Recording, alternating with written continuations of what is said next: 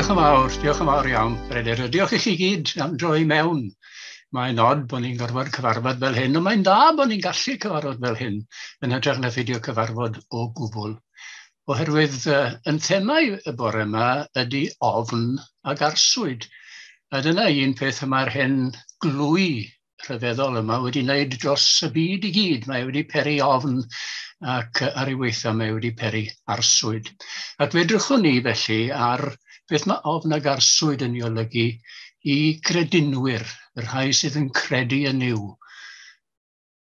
Gai eich gwahodd chi i blygu pen mewn gweddi. Arglwydd trygwyddol a digyfnewid. Dy ddoethineb sy'n disgleirio yn dy holl weithredoedd, dogoniant sy'n amlwg yn dy holl ddaioni, dy ras a'r thwirionedd sy'n hysbys yn Iesu Grist. Yng ngrym dy ysbryd glân a thrwy dy fab Iesu. Caniatáu ni ddod atat o dad i foliannu a dyrchafu denw yn yr oedfa hon.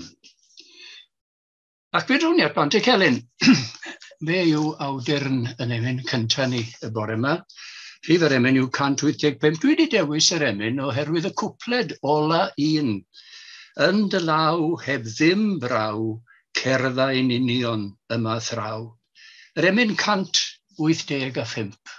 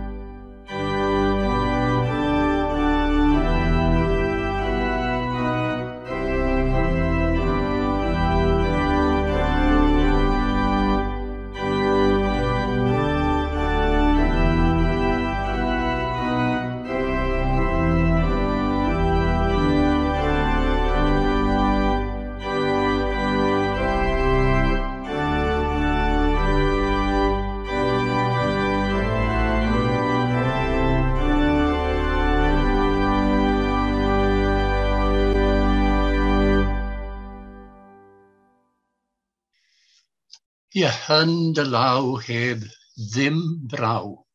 Heb ddim braw. Dim ofn, dim arswyd.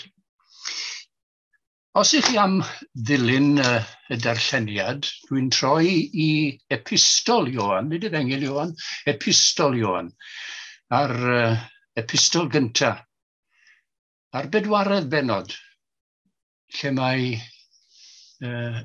yr sawl sy'n sgrifennu yn sôn am gariad yw ac am nodweddion y cariad arbennig hwnnw. Dwi'n dechrau darllen o'r bedwaredd bennod yn adnod 11. Felly, 1 Ioan, pennod 4 a dechrau yn adnod 11. Gyfeillion anwyl, os yw Duw wedyn caru ni fel hyn, fe ddylem neu hefyd garu'n gilydd.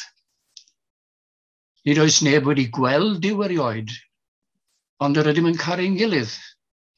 Y mae Duw yn aros ynom, ac y mae ei gariad ef wedi ei berffeithio ynom ni. Dyma sut ydym yn gwybod ein bod yn aros ynddo ef ac ef ynom ninnau. Am iddo ef roi ni o'i ysbryd. Yr ydym ni wedi gweld, ac rydym yn dystiolaethu bod y tad wedi anfon ei fab yn waredwr y byd. Pwy bynnag sy'n cyffesu mai Iesu yw mab Duw, y mae Duw yn aros ynddo ac yntau yn niw. Felly, yr ydym ni wedi dod i adnabod a chredu'r cariad sydd gan Dduw tuag atom. Ac mae yr adnod ddysgwch chi gyntaf o bosib 9 o bob 10. Duw cariad yw, neu fel mae'r Beibl yma'n ei ddweud, cariad yw Duw. Ac mae'r sawl sy'n aros mewn cariad yn aros yn niw a Duw yn aros ynddo ynte.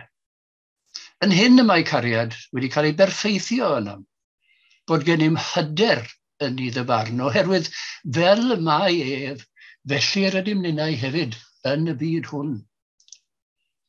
Nid oes ofn mewn cariad, ond mae perffaith cariad yn bwrw allan ofn, a dyna y testun. Y mae perffaith cariad yn bwrw allan ofn, oherwydd y mae I ofn awnelo a chosb, ac nid yw'r sawl sy'n ofni wedi I berffeithio mewn cariad. Yr ydym ni yn caru am iddo ef yn gyntaf, ein caru ni. A bendithiad yw y darllen o'r gair sanctaidd. Ac a hithau wedi bod yn wythnos weddi am undeb ac undod Cristnogol. Gai'ch gwahodd chi I fyfyrio ac I weddio gyda mi ar y thema yna o undod Cristnogol. Ein Duw yn tad. Rydyn ni'n gweddio heddiw dros yr holl gymunedau Cristnogol, ledled y byd, yn ei hymrywiol ddulliau addoli a'i traddodiadau. Arglwydd fe ofynnwn I ti warchod y trysorau hynny'n enwedig mewn rhannau o'r byd lle mae trais a gormes yn bygwth presenoldeb a pharhad yr eglwys. Gweddiwn dros blant sy'n byw mewn rhannau o'r byd lle mae trais yn teyrnasu, a lle mae ei effeithiau'n amlwg. Cryfha o arglwydd rwymau undod a chariad rhwng ein heglwysi, a chynorthwya ni I gyd weithio ac I dystio ynghyd ei thenw sanctaidd. Ysbrydola ni I weithio'n ddi-baid I amddiffyn yr rhai sydd dan ormes, ac I gynnwys yr rhai a wthiwyd i'r ymylon.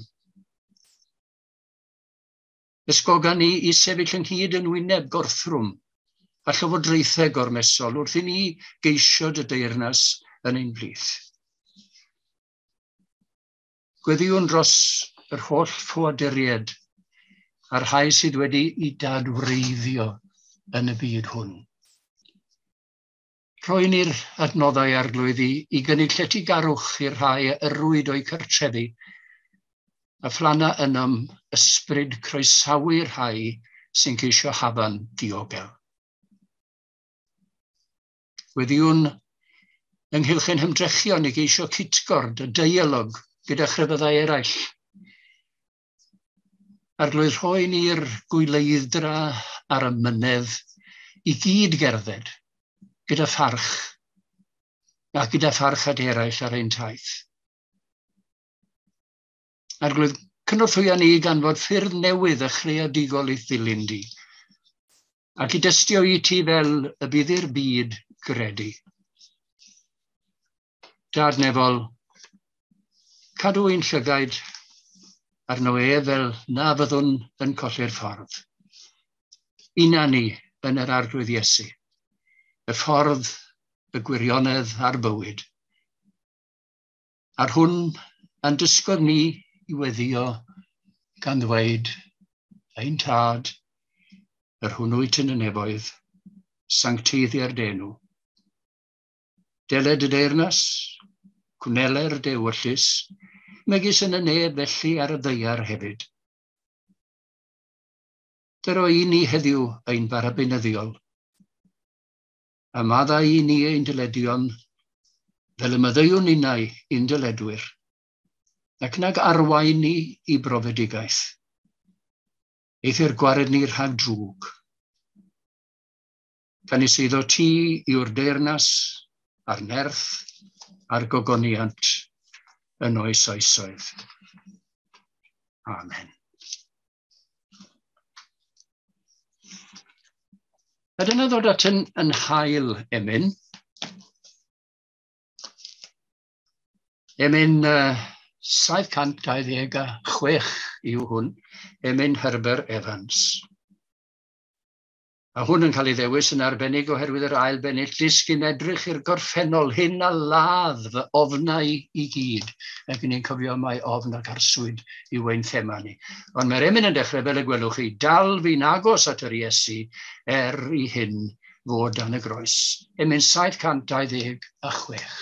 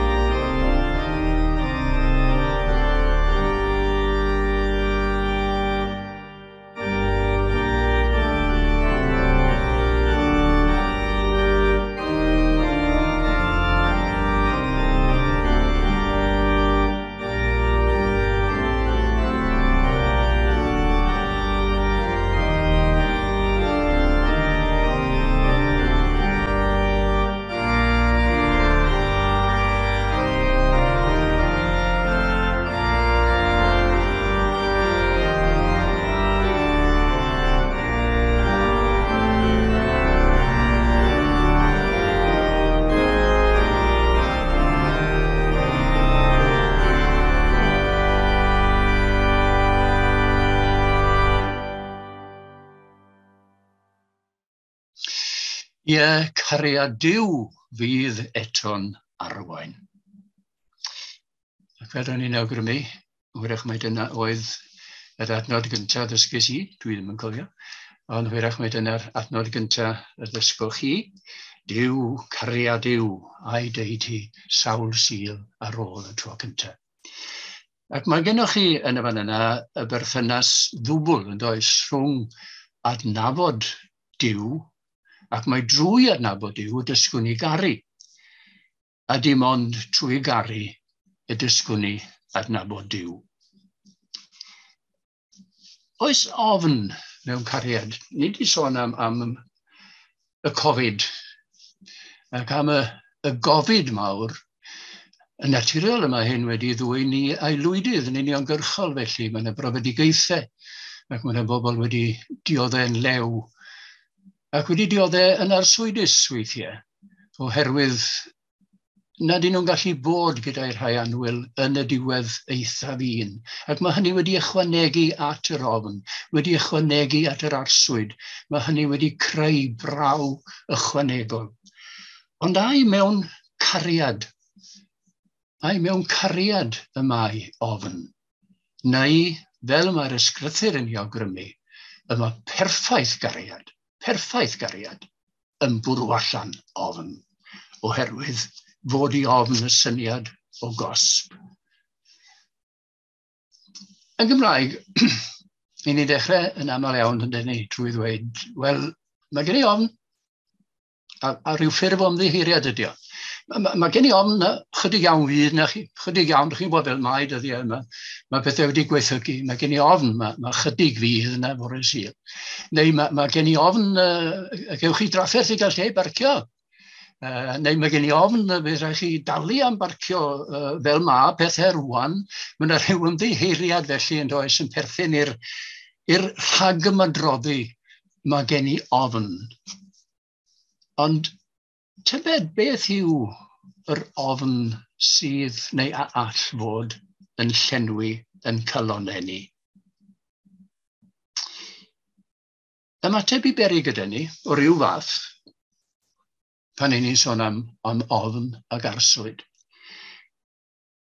I ni wedi gweddio am y rhai hynny sydd wedi ceisio gadael I mamwlad oherwydd bod rhyfeloedd, oherwydd I bod nhw'n cael eu camdrin a'i carcharu ar diffyg parch sydd yn y fan honno, ac maen nhw'n ceisio croesi'r moroedd hyd yn oed, a hynny gyda chryn arswyd a pherigl. Meddyliwch chi amdanyn nhw yn croesi'r cilfor yna o Ffrainc ymlaen am Dover ac yn y blaen. Pobl sydd ag ofn ag arswyd yn llenwi I bywydau. Ond mae yna rai, wrth gwrs, yn cymdeithas ni sydd yn ymyfrydu yn y ffaith mae brawychwyr I nhw. Dyma'i ffordd nhw o fyw, dyma'i ffordd nhw o feddwl, dyma'i ffordd nhw o weld pethau, ydy creu braw, ac mae hynny'n ansefydlogi llywodraeth, unrhyw lywodraeth, mewn unrhyw wlad a thrwy unrhyw gyfundrefn. Dych chi ddim yn siŵr beth mae'r gelyn yma'n I wneud, oherwydd dio ddim yn chwarae yn ôl rheolau cyffredin hyd yn oed mynd i'r rhyfel. Creu braw, creu arswyd, creu ofn, ddim yn gwybod ble mae'n mynd I daro nesaf. Ac mae hynny yn ychwanegu yn dyw at ansefydlogrwydd yr unigolyn ac yn sicr at ansefydlogrwydd llywodraethau. Dwi'n meddwl mae'r arlywydd Roosevelt wedodd mai yr unig beth yw ofni hun. Wel, mae hwnna yn ddywediad cofiadwy yn ei ffordd. Mae'r unig beth yw ofni hun. A Robert Louis Stevenson wedyn yn dweud, cadwch eich ofnau I chi'ch hun, meddwl fe, ond rhannwch eich dewrder ag eraill. Mae gan Sir T.H. Parry Williams soned I ofn. Ond ni fel rhai ohonoch chi dwi'n siŵr yn gwylio'r athro Angharad Price yn rhoi sgwrs i'r cylch llyfryddol nos Wener. Ac roedd hi'n cyfeirio at Sir Thomas fel llenor ac fel un oedd yn medru cyfansoddi ysgrifau sef y maes roedd hi hun yn arbenigo ynddo ac yn dwy'n sylw at ei gwaith yn noson honno. Sir Thomas hefyd wrth gwrs yn fardd cenedlaethol. Ond mae gen fo y soned yma I ofn. A dwi am ddarllen y soned, fe fydd rhai ohonoch chi'n ei chofio chi, dwi'n siŵr. Pan ddringwydd eto'r allt yn ysgafn droed, I fyny tua'r pentre sy'r tŷ yn ganed yn ddo'n disgwyl fel erioed am sŵn fy llais a sang fy rhoediad hi. Bydd y llawenydd gynt yn fyw yn llam y galon wirion eto, a bydd llir hen hiraeth hyfryd na wnaeth siom na cham ei rewi yn gogles I meddalwch chi. Ond, wrth ynesu tu ar fan, mi wn yn byrion cyn ei ddyfodef, y dawr rhyw drymder di fwynhad o riwlen, bwn a nesmwyth arnaf, a rhagargoel braw. Braw imynwes. Arswyd gweled ôl tristad ar wedd y mam, neu'n llygad llym fy nhad. A dyna yr atgof sydd yn dod yn ôl i'r bardd. Gweld ôl tristad yn wyneb I fam. Gweld y llymder yn llygad I dad. Mae Sir Thomas gyda llaw mewn ysgrif yn sôn fel hyn am godi ofn.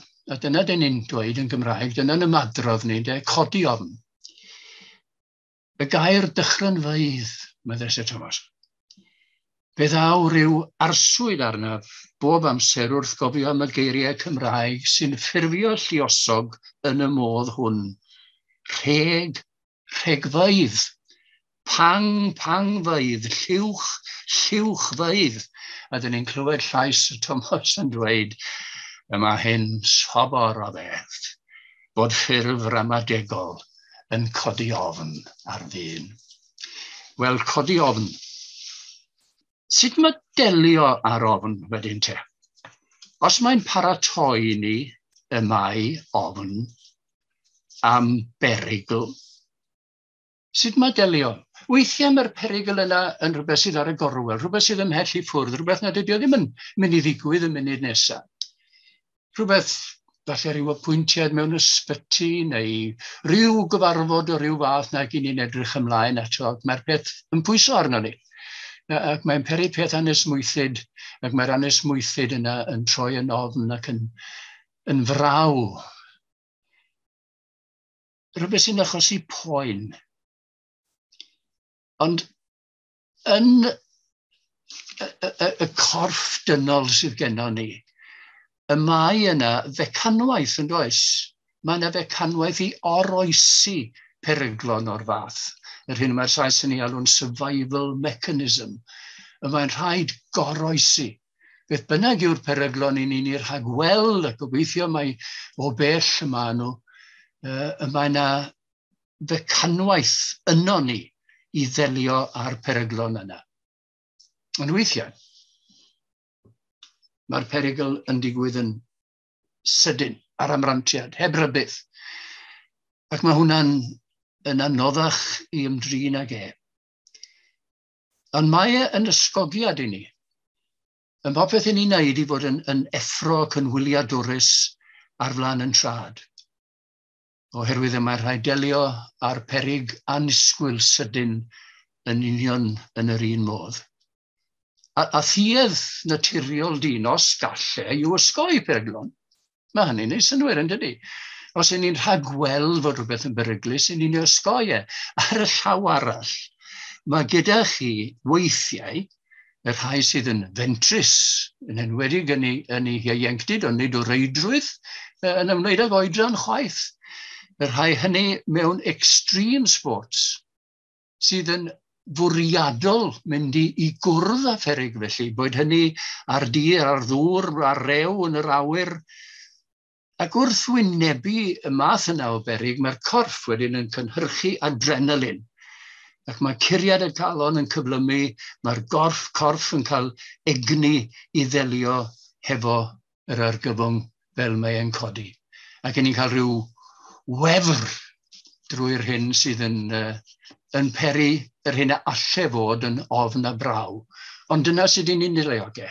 I ni'n mynd wyneb yn wyneb ar peryg, yn ei wynebu e fel y mae e, a ffidio I droi e yn argyfwng. Ond hwyrach y bydde psychiatryddion yn ymysg ni yn dweud y gall ofn weithiau droi yn wewyr. Y gair Saesneg unwaith eto yw anxiety. Yn bryder afresymol. Ys gennych chi ryw ffobia, tybed? Dyna yw pryder afresymol. Pan mae'r ofn, nid yn unig yn arswyd yn fraw, ond mae'n ffobia. Mae gen I un, a dwi ddim yn gwybod pam, fedra ddim ei esbonio fo. Mae gen I ofn adrodd, a dwi'n yn gwybod pam mae gen I ofn adrodd. Eraill ofn precopyn, eraill yn ofni bod wedi cael mewn sefyllfa lle na allan o ddim ond eistedd ar ben rhes oherwydd bod nhw am deimlo i'r rhyddid o'i cwmpas. Ofn uchder yn ofn gan eraill, ofn llefydd caeedig, ofn bod ar eich pen eich hun, monophobia, mae'n debyg yw'r gair am hwnnw.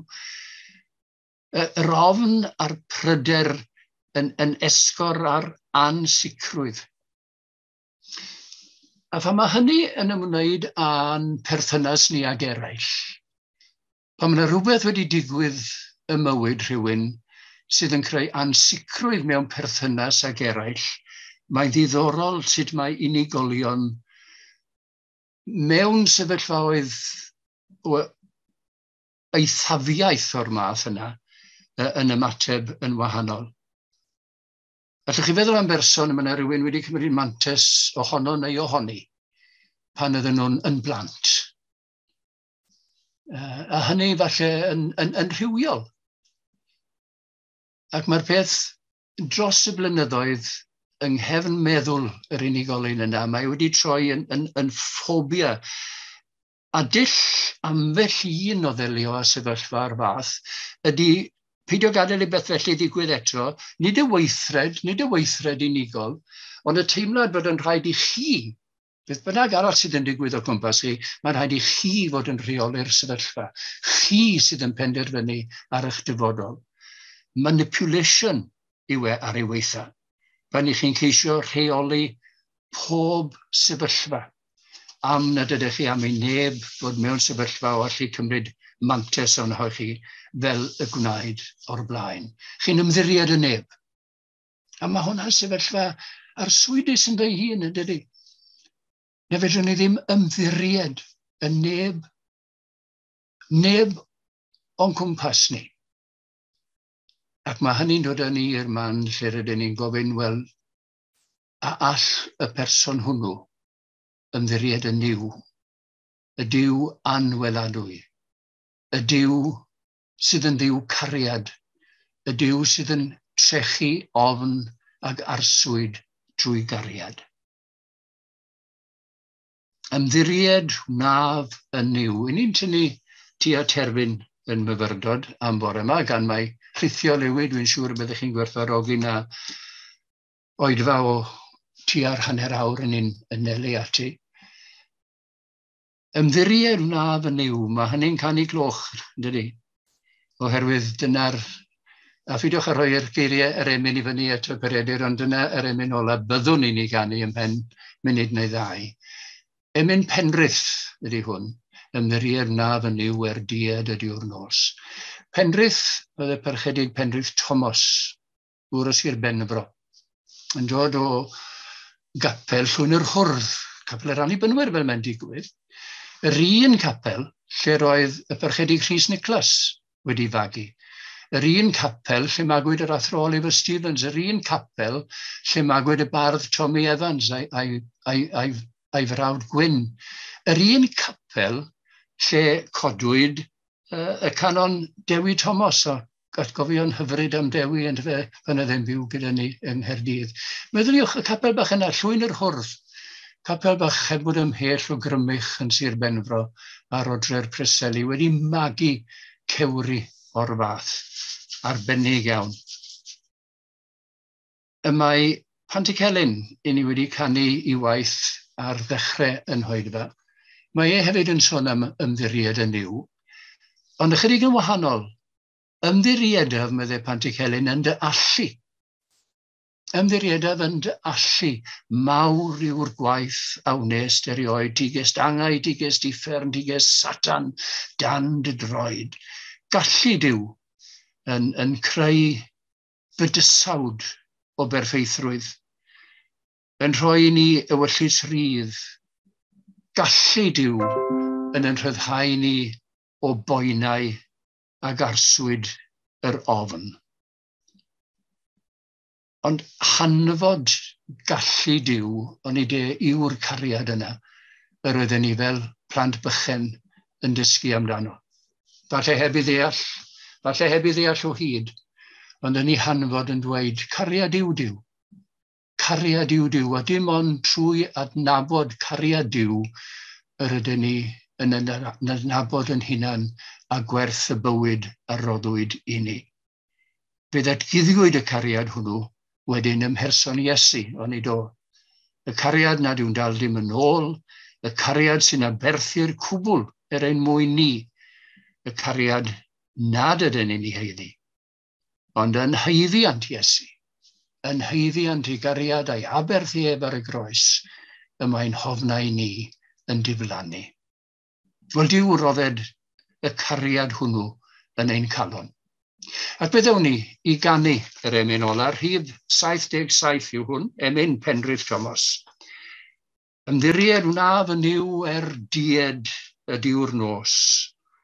Ymddiried na fy niw trymed ydiw'r groes. Ymddiried na fy niw ar lwybrau blin a serth. Gadewch ni ganu yr emyn rhif 77.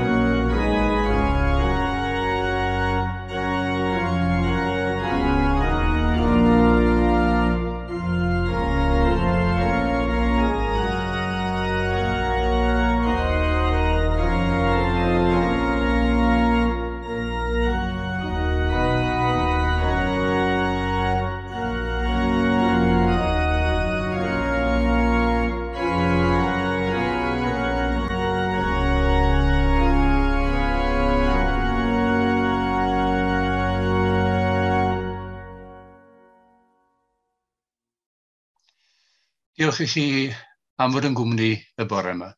Gobeithio'ch bod chi wedi cael rhyw bendith allan o'r gwasanaeth yn y darlleniad o'r Beibl mewn gweddi, mewn datganiad. Dwi'n siŵr yn bod ni wedi elwa wrth dreulio'r hanner awr diwethaf yma yng nghwmni'n gilydd, yn diolch y gallwn ni ymddiried yn yw, ymddiried yn ei gariad, ac ymherffeithrwydd y cariad hwnnw sydd yn difa ofn ac arswyd ein calonau. Beron ni'n gofal felly i'r Iesu wrth wyn y roedfa i ben. A bydde di ras a chariad Duw, enyn ein hymddirieddaeth, ac i fod yn ein calon o'r awr hon hyd byth. Amen.